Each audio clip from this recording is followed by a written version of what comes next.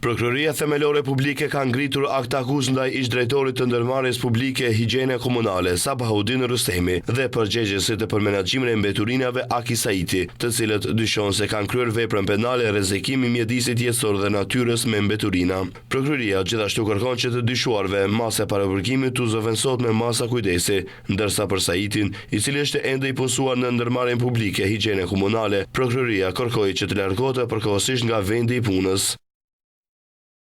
Hetimi ka treguar se gjatë muajit tetor të këtij viti, të dy të akuzuarit duke mos ushtruar mbikëqyrje mbi mbledhjen, transportin dhe menaxhimin e papërshtatshëm të mbeturinave, kanë shkaktuar rrezik për dëme të konsiderueshme me cilësinë e tokës, ajrit ose ujit, rrezik për jetën ose shëndetin e njerëzve. Së bashku me të pandehurin e dytë, thuhet në padi, i punësuari si menaxher për mbeturina në grupin 5, i cili posedon certifikatën profesionale për menaxhim të mbeturinave nga Ministria e Mjedisit Jetësor, me dashje ka vepruar në kundërshtim me ligjen për mjedisin jetësor dhe ligjen për menaxhimin e mbeturinave. Si sqarojnë nga atje, ata nuk kanë ndërmarrë masa dhe aktivitete për mbrojtjen e mjedisit dhe nuk i kanë zbatuar planet dhe programet për menaxhimin e mbeturinave komunale në territorin e qytetit të Shkupit.